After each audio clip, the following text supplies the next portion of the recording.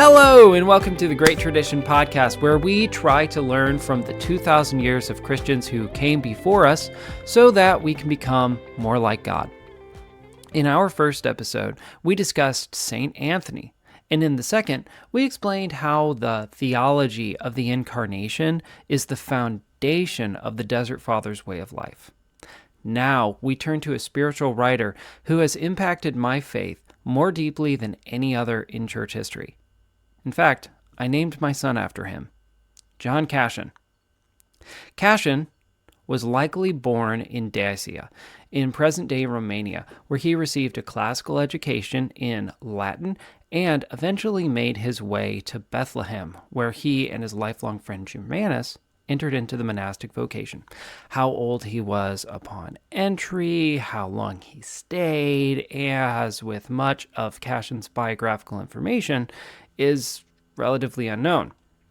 However, what we do know is that in his stay there, Cassian encountered an Egyptian Abba by the name of Panuphius, whose humility left a deep mark on the young man. Inspired by the humility he saw in the Abba, Cassian and Germanus received permission from their elders in Bethlehem to make a trip to the Egyptian desert. They promised that they would return soon. However, soon turned into a 7-year visit, after which Cassian and Germanus returned to their elders. Later, they were allowed to return to Egypt and continue their life in the desert. However, probably due to the anthropomorphite controversy, which was a theological controversy dealing with how to image God in prayer, some believed that God had a physical body and they were supposed to imagine this body, which others thought was idolatry, because these others believed that when you read about God having a big nose in Scripture, it's a metaphor for, say, God being patient, as it was in the ancient Near East. So, due to this theological controversy, in 399 or 400, Cassian was driven from the desert and is next found somewhere between 400 and 403, being ordained deacon in the city of Constantinople by none other than John Chrysostom. From Constantinople, Cassian founded 2 monasteries and began writing his Institutes and Conferences, which are his 2 major spiritual works. For Cassian, the whole purpose of the desert life was to draw near to God through Christ in true humility and perfect love. In one phrase, you could say that it was purity of heart. We'll cover that in more detail in an interview with Andy Nichols. But for now, I want to walk through Cassian's teaching in the Institutes. This was his first book. This part might actually get a little boring for you listeners, but I want you to hang on, because the Desert Fathers like to test their disciples and their readers. They believe that the start of real spiritual growth comes through humility, and that is cultivated through obedience. And for Cassian, apparently that starts with what you wear. Cassian devotes the first chapter of the Institutes to these details about what the Egyptians wore. Why? If I were writing a book, I wouldn't. So, why did he? I think the answer lies somewhere in Cassian's spiritual growth strategy. Maybe you've heard of being changed from the inside out. There's a lot of truth to this idea. I don't want to throw it out. This idea that we have to have our hearts in the right place in order for our lives to experience change. However, the opposite is also true. Change also happens from the outside in. Changing how we live can transform our hearts, just as changing our hearts can transform how we live. That's why Cassian starts his first 3 chapters talking about what clothes the monk wore and the details about their prayer life in the most mundane fashion. And when did they read Scripture? And what Scriptures did they read? And the like. Obedience to a certain dress, a schedule, and to particular disciplines were things that the Desert Fathers put in place to produce heart change. So, what did they do? What did they wear? What was their schedule? Let's start with what they wore. All of their clothing was biblically inspired because, as Cassian says, it's proper for a monk to dress like a soldier of Christ ever ready for battle, his loins girded. So, going through the list, they wear a belt and they carried a staff. Why? Because Elijah, John the Baptist, Peter, and Paul wore a belt, and Elisha and Elijah had a staff. They wore small hoods that resembled children's clothing to remind them to hold constantly to the innocence and simplicity of small children.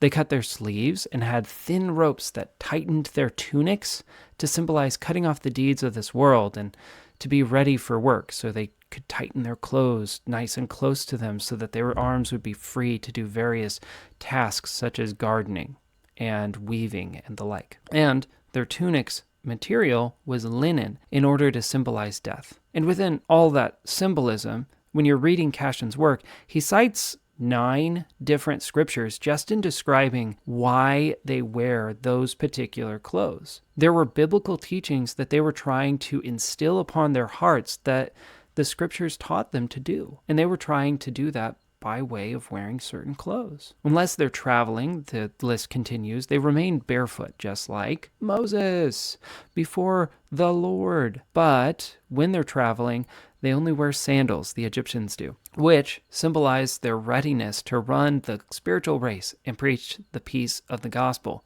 like in Ephesians 6:15 with the armor of God. Moving into their prayers, they prayed at 7 different times in a day at set hours, just as they believed David had modeled in Psalm 119, 164. 7 times a day I praise you because of your righteous ordinances. On Saturday and Sunday, the days that their worship overlapped with Jesus' burial and resurrection, they chose not to kneel, but they stood the whole service. And on those days, they take their food earlier inside of the day instead of later inside of the afternoon as a way of celebrating. So they don't fast like they do on other days because they're trying to celebrate Christ's victory over death for their sake. And they do that every single week. They have a rhythm to their observance of time that centers on the life, death, and resurrection of Jesus, because that's what they're trying to embody. Now, here comes some of the juicier stuff. So, to enter the monastery was no light decision, nor was it one that an individual made by themselves. The desert community literally took it upon themselves to talk the renunciant out of joining the monastery. Check this out, and let's see if you could last. To become a monk, you would have had to wait for 10 days outside the monastery, where you were insulted to see if you would persevere. If you made it past that stage, you'd be asked if you had even 1 copper coin. If you did, you were out. The desert community didn't take donations. In fact, they were afraid to, for the sake of the renunciant. What if giving money to the monastery made someone think that they were owed something? What kind of heart says it renounces everything, but then comes to the monastery with money? No.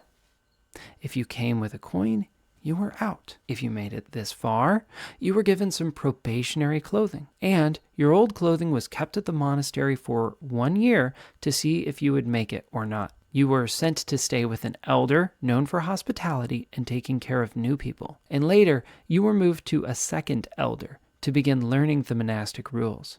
All the while, you were asked to do repulsive things so that you could learn humility. And if you complained, these are Cassian's words, however slight, you're out. You were to confess every evil thought immediately. Think about that. Oh, I didn't just do something bad. I thought something bad. Confess it to the Abba. Confess it to the Abba. Confess it to the Abba. And to avoid confession was considered a temptation of the devil. When the Abba knocked on your cell door for prayer, if you were a scribe, let's say, you were to drop your pen before finishing and go and pursue obedience and humility. So you're writing the letter C, you drop it before you finish the half circle, and then you go to your Abba. You're not there to finish your work. Your work is there to aid in your love and participation in God. Additionally, to claim anything as your own was considered a great sin. Saying, my pen, for example, was a serious offense. You would eat your meals in silence with your hood covering your eyes. You wouldn't see what one another ate, and you wouldn't know whether one another fasted, and silence aided your concentration in prayer. So for us in the secular world and, for evangelicals, for me personally in some respects, meal times are a great time to talk, and they're a great time to commune and fellowship with other people. But the Desert Fathers, when we hear that they put their hoods over their eyes so they couldn't see each other, and then they ate in quiet, it makes it sound like they didn't really like each other. That's some criticism that was voiced when I was taking a class on this. But that misrepresents their heart a little bit. They put their hood over their eyes because they wanted to learn humility, and they all chose to do it so that they wouldn't see whether one another was fasting or whether one another wasn't, and then experience either shame or pride. And they were quiet, not because they didn't care about each other. When you read about their lives and the service that they commit to one another, they loved each other. However, they loved God more. And their goal in entering the monastery was to completely submit themselves to the lordship of Jesus Christ, to give themselves over to the one end of seeing Jesus, of being in his presence in prayer unceasingly. And the silence helped them pray. If there's a whole bunch of people talking, well, first of all, the things that we talk about aren't always godly things, and that would detract from the purity of heart goal. But the things that we talk about can also be distracting morally and otherwise. So they just cut that during their meal times so that their meal times could be an opportunity for them to draw near to Christ in love. Now, I don't know about you, but I don't know if I would have made it thus far. I'd like to think that I could go a year without complaining, but I don't do that at home, so I don't know how I would in the monastery. There's literally people trained to test your weak points, to annoy you, to do things that you find repulsive. I don't know about you. I don't know if I would have made it yet. Yet, many of these men in the desert did make it, and they didn't become bitter or stingy, but they were zealous and would even go out of their way to do their duties, often relieving one another of watch duties early. And in one story, one of my favorites, traveling miles on end to collect sticks for dinner. Okay, at one time, Cassian tells us, there was no wood to cook the evening meals, and the brothers in charge of cooking were relieved of their duty. Nobody in the monastery cared whether they ate their food raw or cooked. They were conditioned not to complain and to be thankful. But instead of accepting rest, the cooks went about the country for miles on end, collecting dry wood and sticks to make a fire so that they could fulfill their culinary tasks. In our lives, oftentimes when we leave to be alone, we seclude ourselves to enjoy pleasures. We think that serving God or people too fervently will burn us out. And there is some truth to that. We do need rest. If you always bend your bow, it won't fire when you need it to. But the desert community never sought rest apart from God, and they didn't seek it for its own sake. They rested in order to draw near to God, and they always joyously desired his presence in thought and in deed. And God rewarded them for this, as a few stories indicate. Abba John, for example, was given the gift of prophecy, and he even told an emperor when he was to go into battle and when he was to refrain from battle.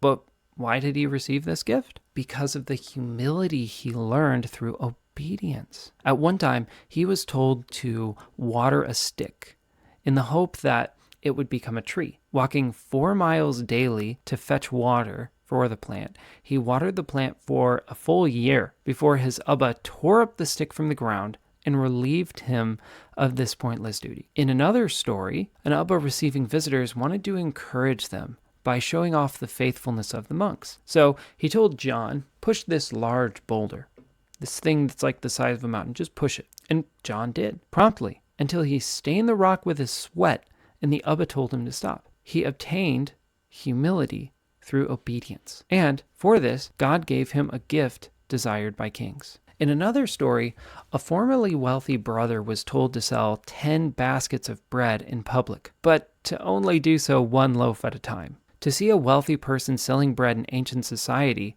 would have been a suitable mocking punishment in other contexts. Let's say that you have a political rival in the ancient world, and you want to shame them, there wouldn't be perhaps anything more shameful than having them go and do the most menial task. And to add insult to injury, you would tell them, only sell one piece of bread at a time. You can't sell them the whole basket of bread. You can't relieve your punishment. That's the sort of thing that was going on. This person was being humbled, though, for their own sake, so that they could renounce, let's say, the honor of their father, who might have felt shame by some rich person, some rich kid going into Alexandria and selling all this bread. They were dying to themselves, to their own pride, but they were also dying to their social connections because they wanted to give everything over to Jesus Christ. And this brother did that. He took it as an opportunity to grow in humility, and he performed the task. One of my favorite stories is Abba Panufius. He was a renowned Abba who fled his respected leadership position to join the lower ranks of a Tabanisiate monastery, where he submitted himself to the younger men in the monastery. When he was there, he did all the unwanted jobs with zeal until the men from his former monastery that he had been leading discovered him there and brought him back to his former leadership position. So, he fled again, and something similar happened. And they found him again. Then he fled again. But this time, he went all the way to Jerusalem, several hundred miles away. There, he submitted to none other than Cassian and Germanus when the two were still young, and even cleaned toilets at night when nobody was watching. And nobody even figured it out until he was, yet again, found out by a member of his old monastery and dragged back to his old leadership position. Then the toilets became dirty, and everyone realized, oh, Panufius had been cleaning those. This so impacted Cassian's life that of all the conversations with the Desert Fathers that Cassian records, and there's many of them throughout his institutes and conferences, Panufius takes the first place. He's the first person that Cassian records a teaching of. When he was receiving a monk into the monastery, this is what Panufius taught. Renunciation is the cross and dying. It's almost treated like a second baptism, as a dying to the world. It's where we fix our desires to dying for Christ instead of living for our lusts. Renunciation is the cross, which is the fear of the Lord. Just as on a cross, one cannot, move or turn his limbs by an act of your mind, neither ought the monk to move your mind by your own desires. Just as the crucified doesn't contemplate earthly things or worries, but contemplates death and his life after death, so too does the monk. If you're hanging on a cross, you're not thinking about breakfast tomorrow. You're thinking about what happens when my life ends. The monks are to guard against two temptations after they renounce the world. They're to beware of leaving, and they're to beware of becoming proud when they start to get it. Beginners don't profit if they don't bring their work to its proper end. However, the advanced don't profit if they become proud of their accomplishments as though they had not accomplished them by God's grace. To persevere and overcome pride, they were to confess everything to the abbes and prepare their hearts to imitate the few great examples among the monks rather than the examples of the many. The beginning of the monk's salvation from the world, says Panufius, is the fear of the Lord, which brings contempt of the world, and together with renouncing possessions brings humility.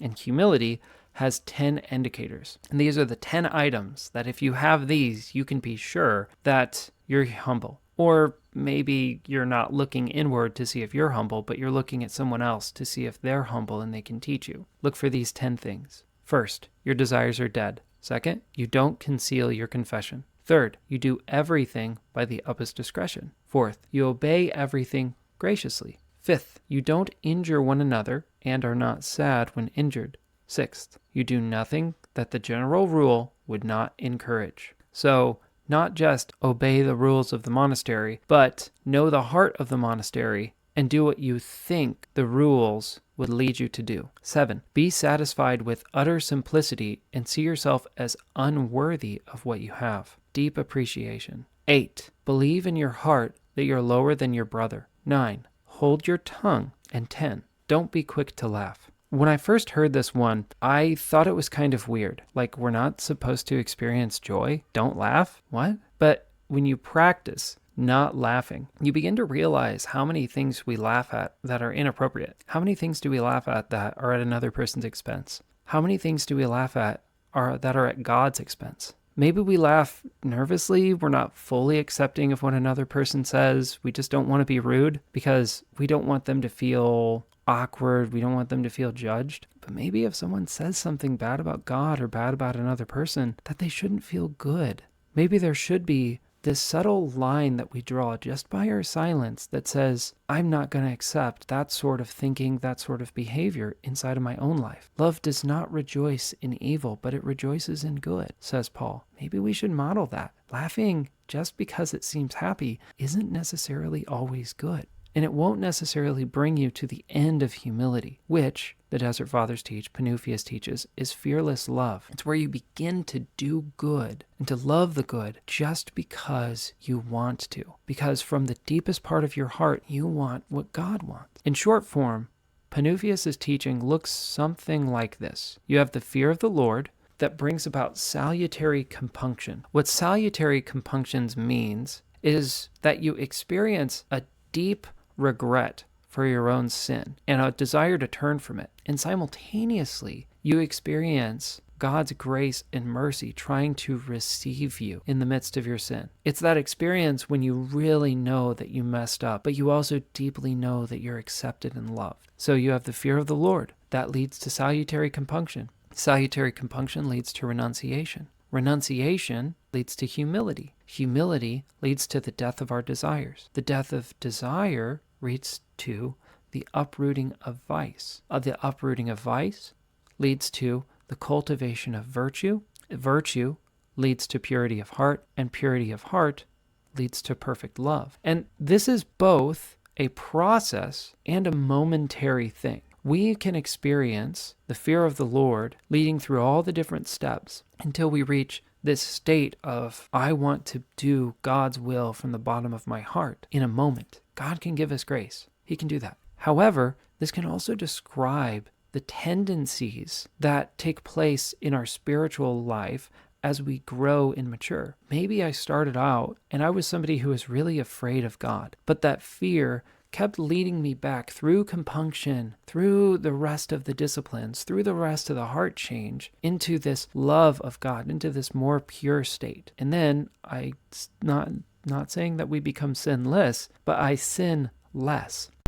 And as I sin less, I begin to love God more. And as I love God more, I experience the fear less often. And the nature of that fear changes. Instead of it becoming a fear that says, I'm afraid of God's presence because I don't want to be condemned for what I've done. Oh, Lord, have mercy on me, a sinner. We say, Lord, I want to continue to be in your presence because I love it so much, and I'm afraid of being somewhere else. Oh, Lord, have mercy on me, a sinner. The same words take on different meaning. In any case, the goal of the monk is to gain and keep hold of that perfect love. And for that, they needed Christ's grace through one another, according to the rules of the monastery. They needed to uproot vice and replace vice with virtue, which is the topic of our next few episodes, where we're going to be talking about the 8 principal vices. I'm thankful if you've listened through this, and I'm thankful if it's helped you. I hope that this has helped someone out there and that it can be a blessing to people. If you have liked this, leave us some sort of feedback. We want to grow as a channel and become better at producing content that is helpful for evangelicals who want to grow in their faith. And so if you have comments or questions or ways that you would suggest that we can improve, we'll send them our way. For now, God bless.